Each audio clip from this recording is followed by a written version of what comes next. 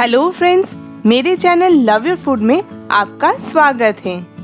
बारिश का मौसम तो आ ही गया है और बारिश में गरम गरम पकौड़े खाना किसे पसंद नहीं होता है। इसलिए आज मैं बंगाल की पॉपुलर आलू चॉप रेसिपी लेकर आई हूँ। ये आलू के पकौड़े एकदम डिफरेंट फ्लेवर के होते हैं। तो आइए इस रेसिपी को शुरू करते हैं।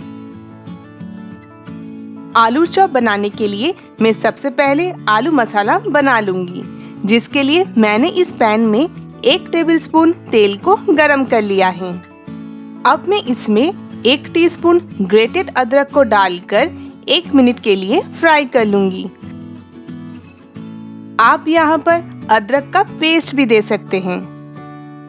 कुछ दुकानों में आलू चॉप में प्याज और लहसुन भी देते हैं, लेकिन मैंने ज्यादातर बिना प्याज और लहसुन वाली आलू चॉप ही खाया है।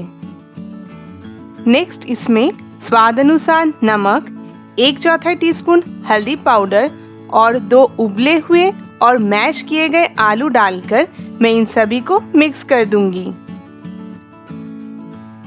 मैंने यहाँ पर 2 मीडियम साइज के उबले हुए आलू को अच्छे तरीके से मैश कर लिया है, ताकि उसमें कोई भी आलू की पीस रह ना जाए।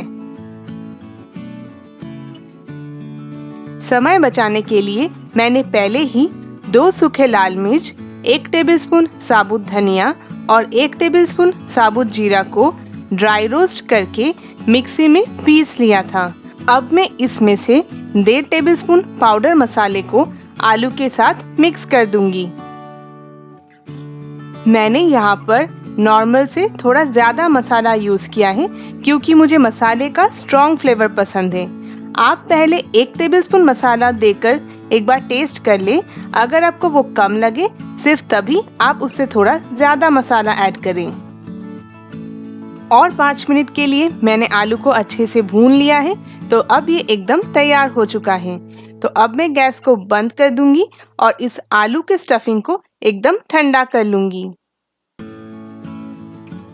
आलू चॉप के आउटर कवर के लिए मैंने यहाँ पर 1 कप बेसन लिया है और अब मैं उसमें 1/2 टीस्पून चीनी, स्वाद अनुसार नमक, 1/2 टीस्पून लाल मिर्च पाउडर और 1/4 टीस्पून हल्दी पाउडर डालकर एक बार मिक्स कर लूंगी। आलू चॉप को और ज्यादा क्रिस्पी बनाने के लिए आप इसमें 1 टेबलस्पून चावल का आटा भी मिला सकते हैं। अब मैं इसमें थोड़ा थोड़ा पानी डालकर एक स्मूथ गाढ़ा बैटर बना लूंगी। आप वीडियो में देख ही सकते हैं बैटर की कंसिस्टेंसी कैसा होना चाहिए। नेक्स्ट में 1 टीस्पून गरम तेल को इस बेसन के बैटर में अच्छे से मिक्स कर दूंगी। इससे आलू चॉप क्रिस्पी बनेगा और साथ ही ये कम तेल एब्जॉर्ब करेगा। बेसन अच्छे से फूल सके, उसके लिए मैं अभी इसे ढककर 10 मिनट के लिए अलग रख दूंगी।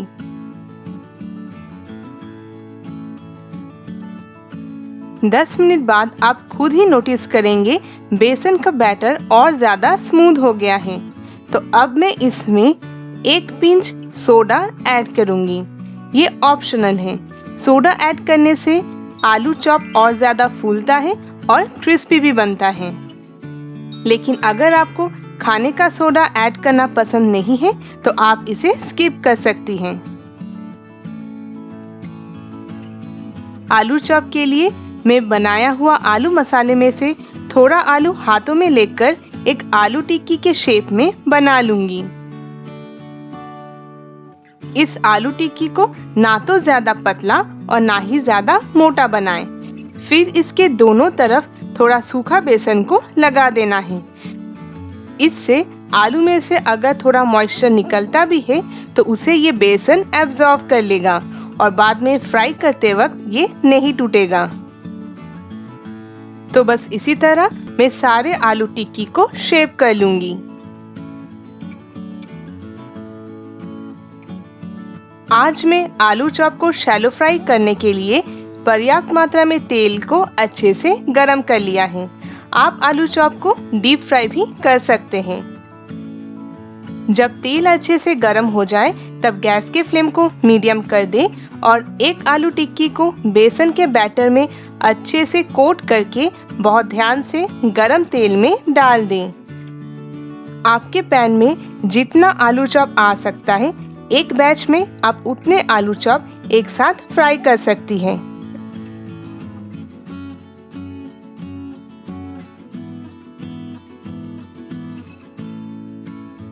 साइड से थोड़ा तेल आलू चॉप के ऊपर भी डाल दें और मीडियम फ्लेम पर आलू चॉप को एक दो बार पलट पलट कर अच्छे से फ्राई कर ले।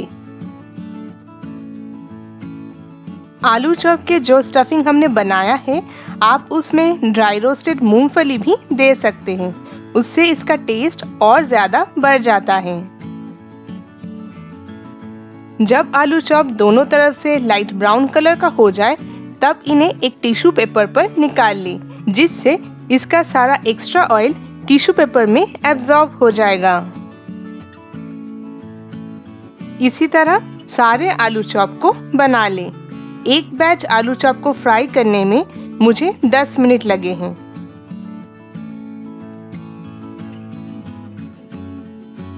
बहुत ही टेस्टी और क्रिस्पी आलू चॉप तैयार है। बंगाल में इसे मुरमुरे के साथ खाया जाता है। आप इसे चाय या फिर कोई चटनी के साथ भी खा सकते हैं। आपको ये रेसिपी कैसी लगी, मुझे ज़रूर कमेंट करके बताएं। और अगर आपको ये पसंद आई है तो इस वीडियो को प्लीज़ लाइक और शेयर करें। Thank you.